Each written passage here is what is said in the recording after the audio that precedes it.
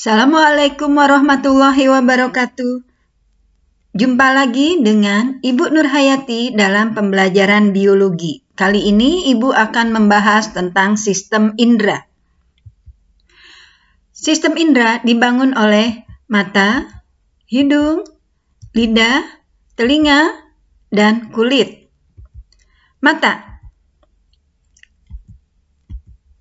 Struktur mata adalah sebagai berikut. Coba kalian perhatikan struktur mata berikut ini. Ini adalah otot mata, terdiri dari dua pasang. Fungsinya untuk menggerakkan bola mata ke arah vertikal, horizontal, dan menyilang. Kornea mata berfungsi untuk mentransmisi dan memfokuskan cahaya. Ini adalah iris. Iris merupakan bagian yang berwarna pada mata serta terdiri atas jaringan ikat dan otot untuk mengendalikan diameter pupil. Ini adalah pupil, merupakan ruang terbuka yang bulat pada iris untuk dilalui cahaya. Dan lensa merupakan struktur bikonveks yang bening di belakang pupil dan bersifat elastis. Dan ini adalah retina, atau disebut juga dengan selaput jala, merupakan lapisan terdalam dari mata, tipis dan transparan. Pada retina terdapat sel batang dan sel kerucut. Bintik kuning merupakan pusat visual mata. Bayangan objek yang terfokus di bagian ini akan diinterpretasikan oleh otak. Sedangkan bintik buta merupakan bagian yang tidak mengandung fotoreseptor. Sel reseptor pada retina mata. Pada retina mata terdapat sel-sel reseptor berupa sel batang dan sel kerucut. Sel batang mengandung pigmen rodopsin, tidak sensitif terhadap warna, dan bekerja pada intensitas cahaya rendah atau malam hari. Sedangkan sel kerucut mengandung iodopsin, sensitif terhadap warna dan bekerja pada saat intensitas cahaya tinggi atau siang hari. Mekanisme melihat. Coba kalian perhatikan gambarnya sebagai berikut. Benda akan tampak oleh mata melalui mekanisme melihat. Benda yang mengenai sumber cahaya akan masuk ke mata melalui kornea. Kemudian masuk melewati pupil yang lebarnya diatur oleh iris. Kemudian akan dibiaskan oleh lensa. Terbentuklah bayangan di retina yang bersifat nyata, terbalik, dan diperkecil. Sel-sel batang dan sel kerucut meneruskan sinyal cahaya melalui saraf optik, kemudian otak membalikannya lagi bayangan yang terlihat di retina, dan seterusnya objek terlihat sesuai dengan benda aslinya. Akomodasi mata saat melihat benda. Akomodasi mata adalah kemampuan dari lensa mata untuk mencekung saat melihat jauh dan mencembung saat melihat dekat. Coba kalian perhatikan gambarnya sebagai berikut. Mata ini melihat objek yang berjarak jauh, maka lensa matanya akan mencekung, memanjang, dan menipis. Sedangkan saat mata melihat objek yang berjarak dekat, maka lensa mata ini akan mencembung. Lensa matanya memendek dan menebal. Itulah yang dimaksud dengan akomodasi mata saat melihat benda. Penyakit atau kelainan pada mata. Yang pertama adalah miopi. Coba kalian perhatikan gambarnya sebagai berikut.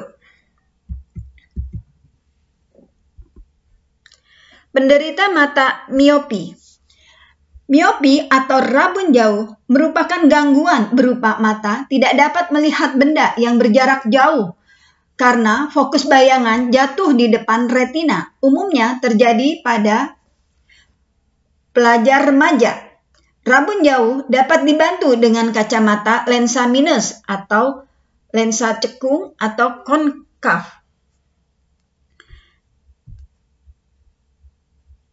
Sedangkan mata penderita hipermetropi adalah rabun dekat, tidak dapat melihat benda yang berjarak dekat karena fokus bayangan akan jatuh di belakang retina. Rabun dekat ini dapat dibantu dengan kacamata berlensa plus atau positif atau cembung atau konveks. Dan mata penderita astigmatisme dan mata penderita astigmatisme merupakan gangguan berupa kelengkungan kornea yang tidak merata. Gangguan ini dapat menyebabkan ketidakteraturan lengkung-lengkung permukaan bias mata. Akibatnya menyebabkan cahaya tidak fokus pada satu titik retina atau bintik kuning.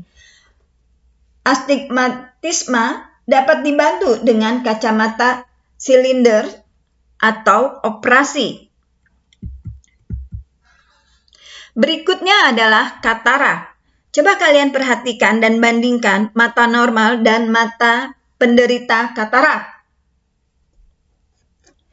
Katarak merupakan penebalan lensa mata yang menyebabkan penglihatan seseorang menjadi buram. Gangguan ini umum terjadi pada orang lanjut usia. Berikutnya adalah rabun senja. Coba kalian perhatikan penglihatan orang normal dengan orang yang menderita mata rabun senja. Rabun senja merupakan gangguan berupa mata tidak bisa melihat dengan jelas pada saat sore hari. Ini disebabkan karena kekurangan vitamin A. Yang kedua adalah hidung. Struktur hidung. Coba kalian perhatikan gambar hidung berikut ini. Ini adalah struktur hidung. Ini rongga hidung,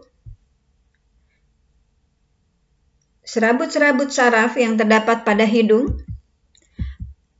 Bagaimana proses membau, mekanisme pembau pada hidung, gas atau udara masuk ke dalam hidung, kemudian larut dalam selaput mukosa pada hidung, merangsang saraf olfaktori, rangsangan diteruskan ke otak untuk diolah, dan jenis bau dapat dikenali.